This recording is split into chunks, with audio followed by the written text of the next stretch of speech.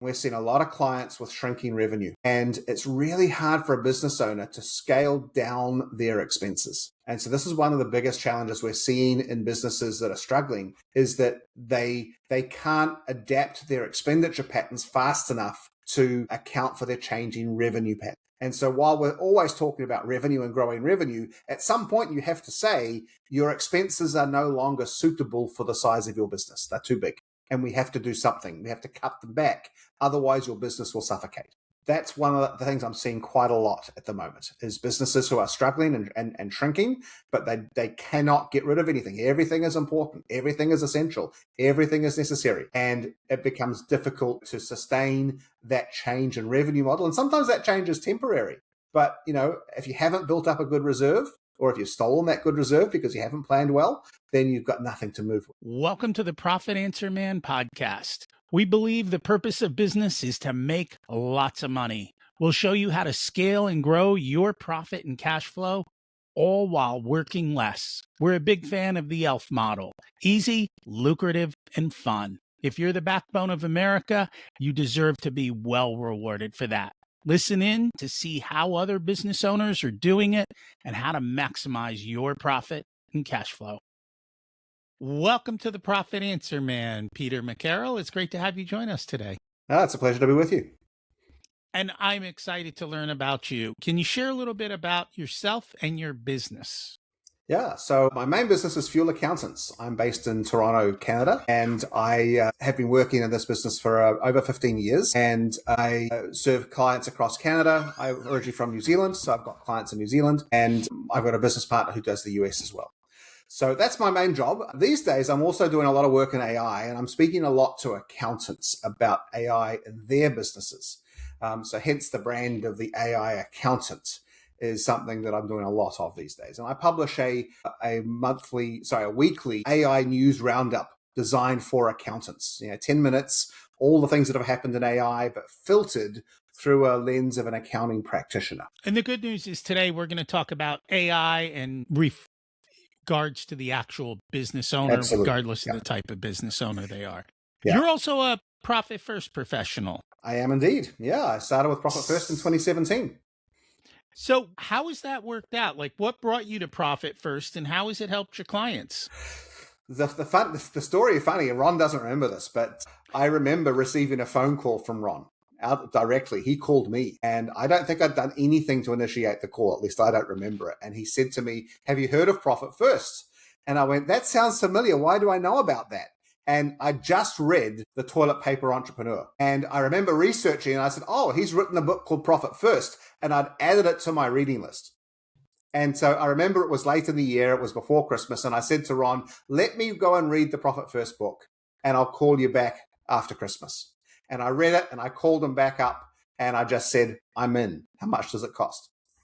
I read the book, and I instantly knew my clients need this. So why did you say that? Because I just knew immediately that this is the simplified approach to helping clients manage their cash and stay focused on profitability. And it just made so much sense to me. Maybe I'm not a traditional accountant, but it just made so much sense.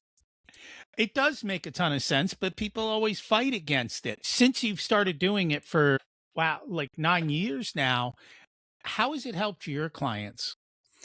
Well, obviously, what we're looking for are the goals that Profit First delivers. We want money in the bank so that when you have to pay your taxes, you're not paying out of tomorrow's revenue, you're paying out of yesterday's revenue. We want the owner to get paid a fair wage for what they're doing and not live on sloppy seconds. And we want the business to have a pool of reserves. I've got a client, one of my earliest clients actually, they're in the process right now of selling their business. And when I started working with them, they had a whole bunch of debt. They'd never had enough money for anything. I was just literally on a call with them before you. They've got $300,000 in the bank. So they're going into a business sale in a good position. I wouldn't say it's a great position, but it's a good position where they can pay off what little debts they have left. And, and they're not worried as much about day-to-day cash management because the money's always there. When the tax bill comes in, the money's always there because we've set up these Profit First allocations and they've just been running them just regularly, month after month after month. Do you ever find that it doesn't work or that clients resist it after they start it? Resistance is the biggest issue. Business owners are stubborn. You and I know that because we're business owners too, and we're stubborn. And so, yeah, they often resist it. I tell my clients this concept called pain, and I say it's like stubbing your toe. If you didn't remember every time you stubbed your toe, you would constantly be bumping into things. And this pain signal in Profit First is when you don't have enough money in your account to pay the bills that you need to pay from that account. So I call that pain. It's a pain signal. And it's telling us that there is something wrong in the system and we need to take immediate action to rectify that, not just steal money from another account. And so when I'm working with a client, a lot of what we do, as you know, is re-education. We're rewiring their brain to learn how to think differently about managing money. So yeah, a lot of resistance, a lot of people, especially in the early days when the numbers are still messy and the cash isn't moving the way it's supposed to. You've got to give it 3 months, at least 3 months, probably 6 months before everything calms down and you've got rid of your messy background, the stuff that you came into this with that takes time to sort out, to start seeing the real results, especially if you're in a position where things aren't where they need to be. And that makes total sense. That's similar to what we see with our clients. There's a lot of hesitation in the beginning. They're like, I don't have enough money to move around. And we start with simple, with one account if we need to. What I have found is the clients that take the plunge and do it end up in a much better place than the ones that say no. Of course. And it seems like a constant battle with the ones that say no. And when are you going to finally decide to start making money? Because I've got another client right now. She's in the process of a forced sale of her business. Things haven't gone the way that they should have. And I've been trying to tell her for years that we need to set cash aside. We need to be managing your cash properly. You can't just keep buying new inventory with every dollar that comes in the door, because eventually it's going to catch up to you. And she keeps saying, yes, I know. We'll talk about that in 3 months. And I've been working with her now for 15 years. Yeah, And we're in the sometimes same we're a position. little stubborn. And you can lead a horse to water, as they say. You can't make it drink. And it's unfortunate that things aren't where they need to be. And I'm fully convinced that if she had simply adopted even the most basic elements of Profit First 15 years ago, she would not be in this position today. I agree with you. I know it's worked in my business, and I use the same concepts prior to learning about Profit First in my personal finances, and it works, and it's helped me build wealth. And so that's why I'm a big believer. Yeah. What are some of the biggest issues you see with your clients currently? Right now, I don't know whether this is unique to Canada or just the business environment in general, revenue is tough. And we're seeing a lot of clients with shrinking revenue. And it's really hard for a business owner to scale down their expenses. And so this is one of the biggest challenges we're seeing in businesses that are struggling, is that they can't adapt their expenditure patterns fast enough to account for their changing revenue patterns. And so while we're always talking about revenue and growing revenue, at some point you have to say your expenses are no longer suitable for the size of your business. They're too big. And we have to do something. We have to cut them back. Otherwise, your business will suffocate. That's one of the things I'm seeing quite a lot at the moment, is businesses who are struggling and shrinking, but they cannot get rid of anything. Everything is important. Everything is essential. Everything is necessary. And it becomes difficult, to sustain that change in revenue model. And sometimes that change is temporary. But, if you haven't built up a good reserve, or if you've stolen that good reserve because you haven't planned well, then you've got nothing to move with. And I hear the same thing from business owners, that it's difficult to cut back. But the reality is, if you don't cut back, you only have so much runway, as you said, and it doesn't take long. And I am shocked how quickly a couple of bad months snowball very, very fast into a massive deficit. And the ability to grow out of the deficit is considerably harder. Meaning you can get into a really big deficit in 3 months that might take you 12 to 18 months to crawl out of the hole. That's why we try and make sure as much as possible that our expenses flex with revenue. And that could be labor is a great way to do that. Certain things can't flex with it. You've got a certain amount of overhead. So keeping the overhead as low as possible and the commitments you have as low as possible is important. And then taking quick action when things don't work. Yeah. It's that And quick and that's action the that most problem. people are reluctant to take because they always are expectant. They're hopeful. Well, things will turn around next month. Well, things will turn around the month after that. And, that's, again, this is why having that vault is just so essential. That vault gives you runway. And if you don't have it, you've got no decision-making space. I understand that, but you can blow through a vault pretty damn quick. Yes, absolutely. And so while I enjoy the vault, I think it's the calling it out. And that is the conversations we have too with our clients is, all right, is this just a 1 month trend? Is it a long-term trend? Sometimes it's clear as day. Other times it's murky and we don't have a clear answer. Uh, but I think within a couple months, you've got to pull the Band-Aid off and make that shift. Absolutely. Yep.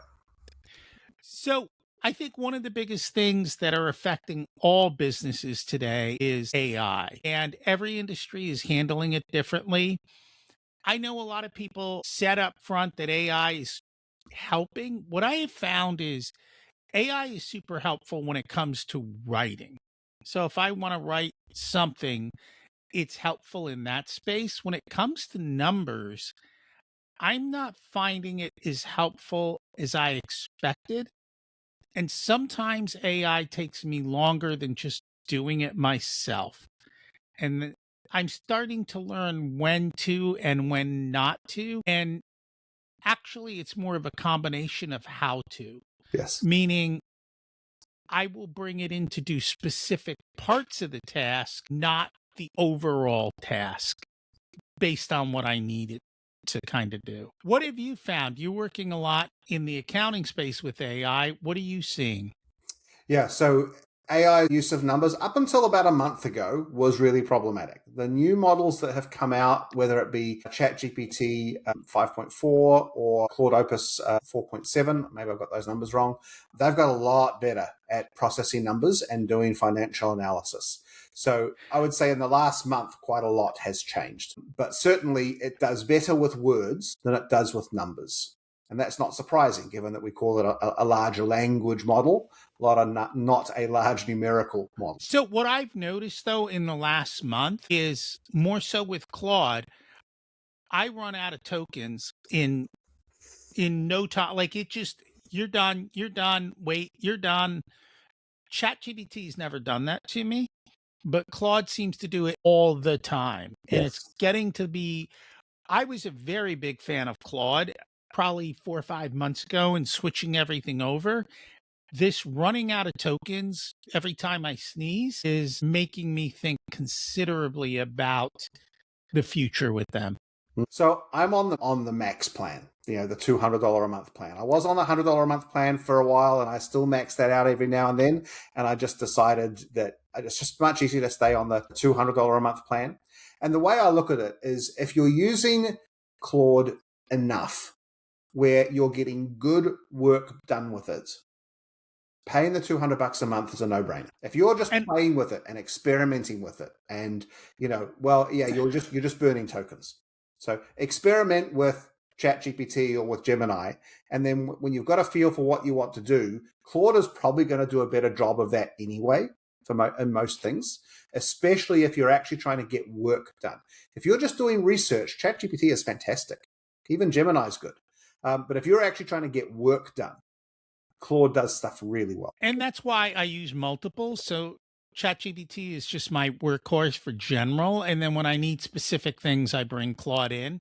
I haven't researched the higher plans yet, but I thought when I looked at the 20 versus the 100, it wasn't 5 times the tokens. And that's what kind of in the back of my head held me off.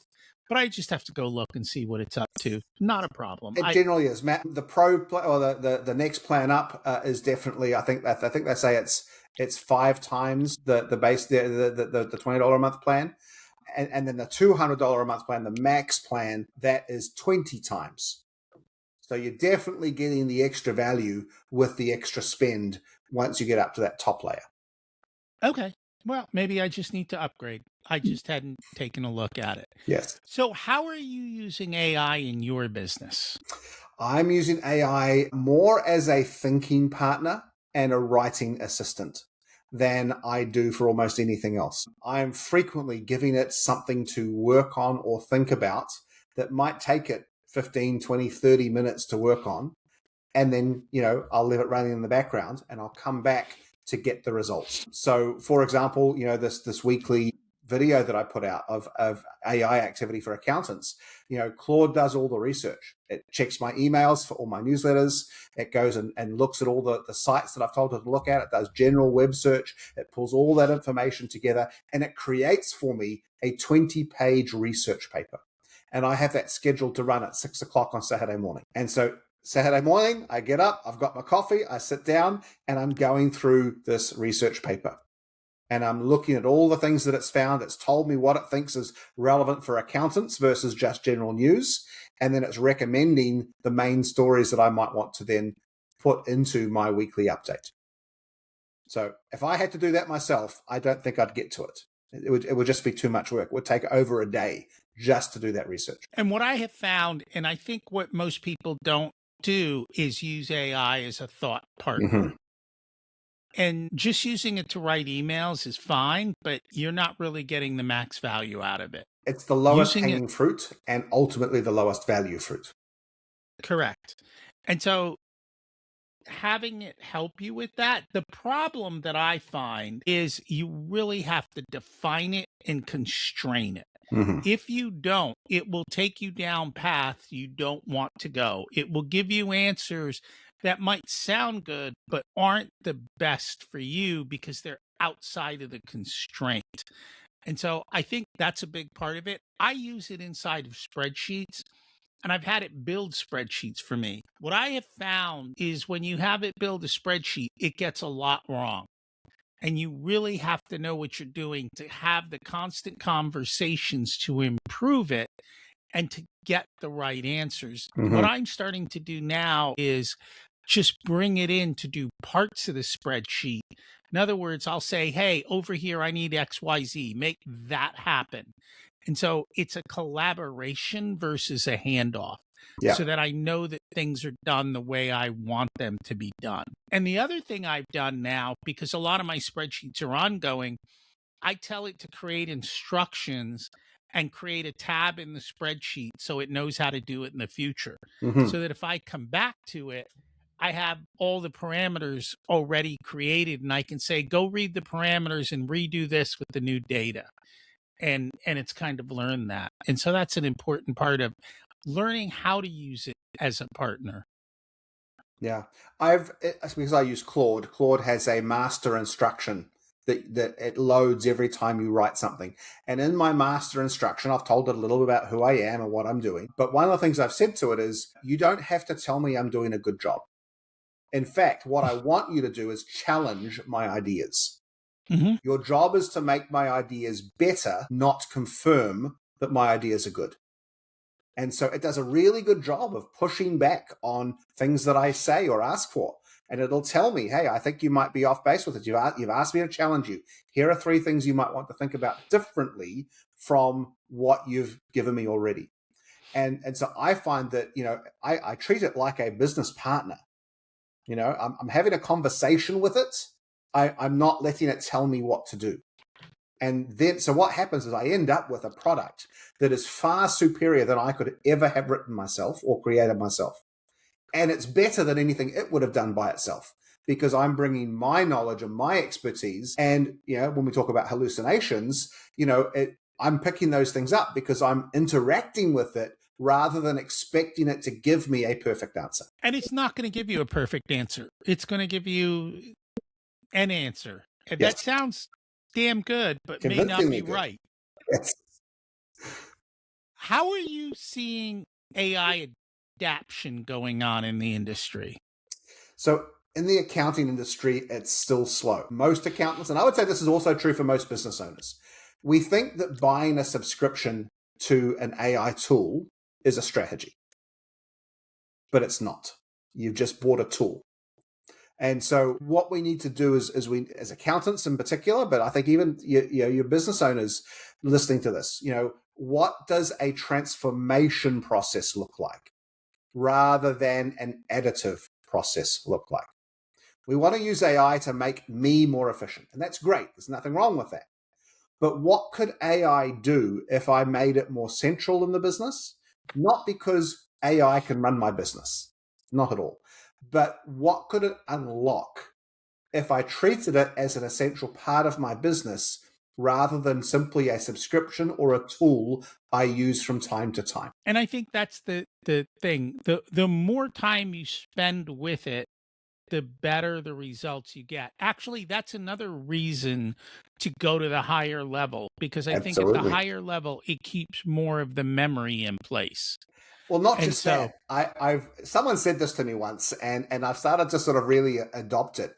Imagine you hired an employee and you are paying them a full-time salary, but they sat in the corner of your office 90% of the time waiting for you to tell them what to do. Well, that's what AI is like. You've got the subscription, you've got these tokens that you're paying for. If you're not maxing out your plan occasionally, that tells me you're probably not actually using it enough. And that's when I decided I was at the $100 a month plan for Claude, and I was maxing it out multiple times in the week. And I thought, okay, this is good. Sometimes it was a good signal, when it maxed out at midnight and didn't reset till 2 a.m. And I had to think, do I wait so I can keep working, or do I go to bed? Peter, go to bed. Come on. It's too late. That was a good signal. But when that happens at 3 p.m, and I have to wait till 6 for it to reset, it's like, that's not a good thing. And so that's when I decided to upgrade. But one of the things that I'm always thinking of is, what could I have AI do that would help me while I'm doing something else? What questions could I ask? What research could I do? And have it run in the background so that when I am ready for it, this work is already done so that I can take it to the next level. And so that's how I'm now thinking about AI as my assistant, if you will, is that it's helping me do things I might not have got to do before, or it's preparing me for things and making me faster when I do them. so let's talk about that, because I've been in rooms where they're teaching AI, and I find a lot of the people who are sitting there can't comprehend all the possibilities. Yes. So how are you specifically using AI as a thought partner? What are the different, you told us one, which was to create your 20-page memo. And by the way, that to me is a horror story, because now I have to read a 20-page memo. But everyone I get it. Like, depending on what you're doing, it makes sense. What are the things you're doing that it's helping you get done faster? Okay. Just to point out, the 20-page memo, a good portion of that was citations, because I tell it to record all its sources. So if I want to check them, I can. So, Okay. just like a good research assistant would do, it's cataloging its sources. So it's not 20 pages of reading. Oh, good. So what am I actually doing with it? Well, for example, preparing for this podcast, I've written a script to do a podcast review. And so it goes and pulls transcripts. It summarizes your style. It looks at your guests. It looks at the topics that you've been covering, particularly from an AI perspective. And it briefs me on things that, if I had to go and do that myself, that would be several hours worth of work. And so now I get that brief. I go and watch 1 or 2 clips or 1 or 2 episodes to say, right, okay, I understand Rocky. I understand what he's doing in this podcast. And it gets me up to speed on that very, very quickly. So there's one example of how you use that. And all I did was I told it what I wanted to achieve. Working with a language model last year meant you had to give it sort of the right words and give it the right instructions to have it give you what you wanted. Now the way you use it has changed. Now we tell it what we want to achieve, and it will actually work out how to do that. And so I said, I'm going to be appearing on some podcasts. I want to write a skill that will research these podcasts and give me information that will prepare me to be on this podcast. And it then went and worked out how to organize itself and what information it wanted me to give it up front so that it could do that well. Now that takes about 20 minutes for it to run in the background, because it's going and downloading transcripts and it's looking at the podcast libraries and looking at all this kind of stuff. But it comes up with a really comprehensive brief. So there's a good example. If you were a business owner and you're talking to a new prospect, you should have a saved skill or a saved prompt that goes and researches that prospect before you jump on the phone with them. Okay? Saves you an amount of time. I had a prospect go the opposite way. They wanted to chat with me, and they literally put their idea into the AI, and it asked it to go say, what would I say and how would I help them achieve it? And so that created a document for them to understand how I could help. And then they came and they chat with me and they're like, hey, can you actually do all of these things and help me achieve that? And I'm like, yes, I can. Yeah. So that was kind of neat to see it do it that way. Mm-hmm. Another thing I do on a regular basis is I record all my calls with my clients. And I do a lot of coaching with my clients, whether it be profit first coaching or general business coaching. And so before every call, I want to just refresh my memory about what we talked about last time. So I use Fathom as my recorder. There's lots of different ones out there. And one of the things I like about Fathom is that it gives a summary of the call. So after the call, I can go and look at what were the action items, what were the things that we do. I can even send that to my team so they get this list of action items. And then about a minute or two before each call, it pops up on the screen and I can click on a link and I can see that summary from the last call. Now you then build that into a daily brief idea. So every day, my AI can check my calendar, look at the meetings I've got coming up today. It has access to my email and my Fathom recordings, so it can now go and check my email for what's happened in the last month. It can look at the transcript from the last meeting, and it can tell me what the issues were from last month I should be talking about, and if there's anything happened in the intervening time that I need to be aware of to talk to the client about. I go into a client meeting fully prepared on how to engage with that client. And I'm able to add more value to that conversation because I'm not spending the first 15 minutes of the conversation trying to work out what we need to talk about. So I use Fathom too. One of the things I do is I take the full transcript and I take all my client transcripts and I put them in Google Notebook. Mm-hmm. And so that creates a defined database of just my clients. And then I can interrogate that. So it can look at not just one call, but the last 10 calls and tell me the patterns that are there, psychological, other types, the way that I should speak to them. And it helps me be better prepared to the way that I have to talk to them. Mm-hmm. It also gives me the themes that are coming up across different clients, the same themes, so that we can work on things like that. But yeah, that is a super helpful way, regardless of your business, whether it's sales calls, customer service, all of this, you now have the ability to coach your people better without spending thousands of dollars a month.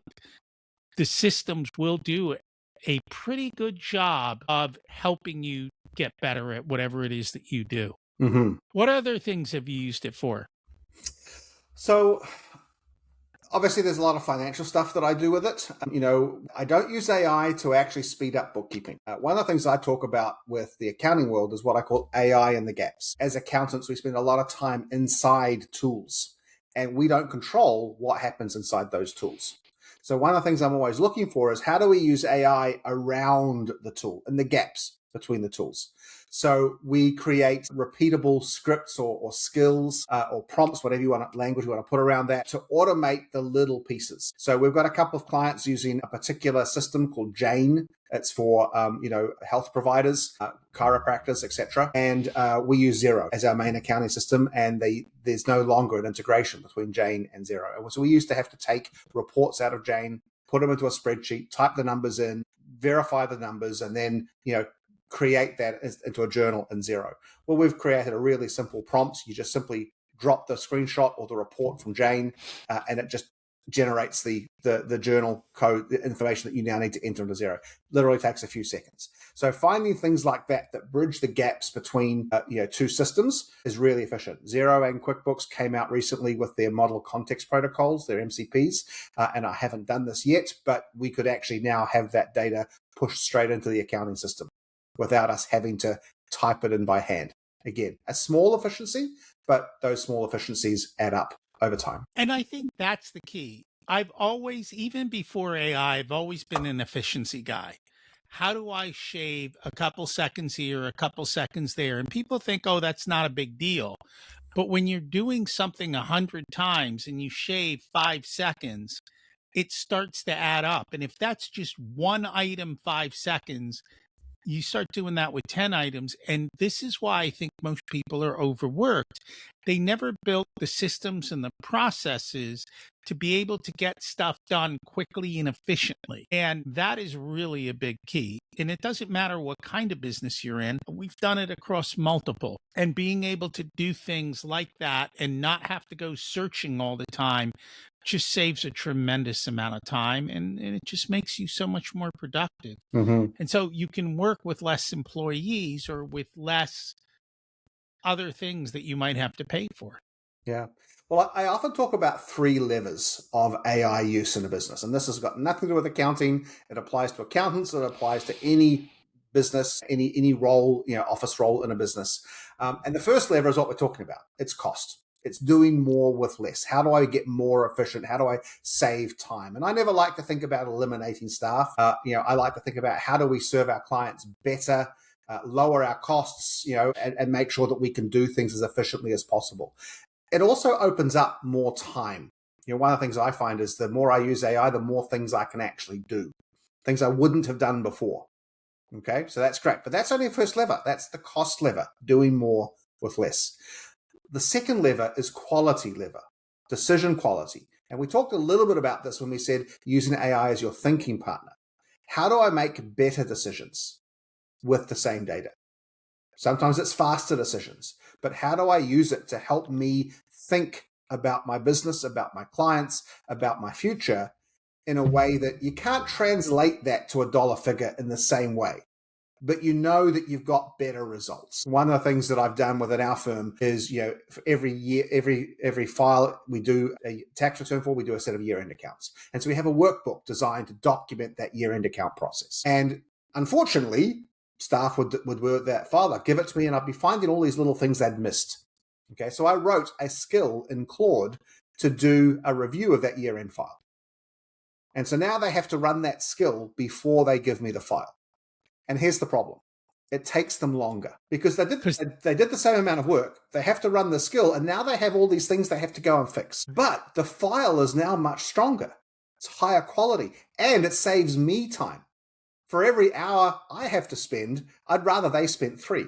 Okay? So it's saving me time, but it's costing them time. I still count that as a huge win because the file is better and I have to spend less time on it. So it's all about how you evaluate stuff. And because of that, I can now spend more quality time with my clients. But lever 2 is all about decision quality. How do I make better decisions? How do I think through my issues? And AI is really good at doing that. Whether you want to go into interview mode and just say, hey, I'm thinking through this issue. Interview me as if you were an HR coach so that I can work through this issue with one of my team.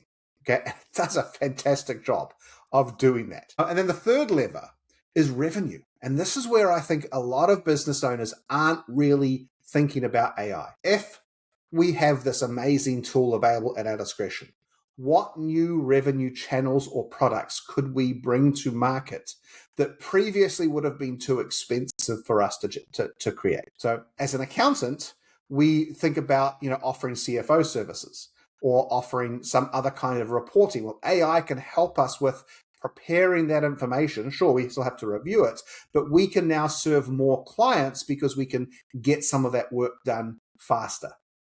Doesn't mean we have to, we don't want to review it, of course, but what other products could we bring to market that AI can help us deliver? And this is where I think a lot of business owners just haven't thought through enough on what would that do to the business. They're all focused on trying to do more with less, which is great. I'm not saying we don't do that, But how do we now take that to the point of saying, how do I use AI to raise revenue, not just lower cost? And you can only lower costs so much, Exactly. but the sky's the limit on raising revenue. So it's definitely a better way to go. You have to have a balance between the two. And that's where we kind of started off with profit first. Some businesses just spend too much. Yep. And so they do need to bring their costs in line. But for a lot of businesses, driving revenue is the better way to go as long as you're driving profitable revenue Exactly. and cash flowing revenue. And so those caveats have to be in there because sometimes they aren't. AI is definitely, I think, a game changer. It's not going away. If you don't want to use it, that's fine, but your competitor will, which makes them kind of stand out compared to you. And that's a choice you have to make. Absolutely. I talk a lot in the accounting space about compression. And one of those compression factors is competitor compression. If your competitors are using AI, they will be able to offer the same service as you either faster or cheaper. That puts you at a disadvantage. So if you want to stay up with the market, if you want to stay competitive, you're sort of forced into this position where you have to think about, how does AI help me? And that might just be on that level one. How do I lower my costs? Okay.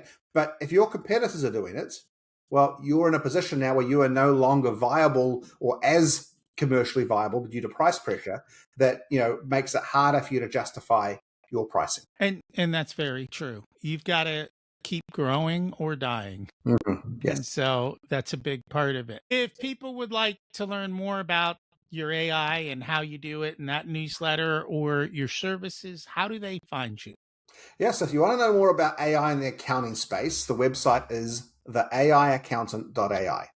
And on there, you'll find our blog and all my thought leadership pieces, and including the weekly AI for Accountants weekly roundup. If you want to learn a little bit more about how we might apply this in a business context, whether as your accountant or just as a coach or consultant to you, just go to fuelaccountants.com, and there you can book an appointment with me. I'd be more than happy to talk to anyone about how we can implement AI in their business in a way that grows their revenue, hopefully, or reduces their cost. But I really love talking more about the revenue side because I think that's the biggest opportunity for a business owner. And you are correct with that. Thank you so much for joining us today. It's been a pleasure. Thanks for listening to this unedited video of the Profit Answer Man podcast. If you'd like to catch the full episode and learn more about what we do, check us out at profitcomesfirst.com. We also go through the Profit First book in each and every chapter in the beginning episodes of the podcast, so check those out as well. Thanks for listening, and here's to you having a more profitable and growing business.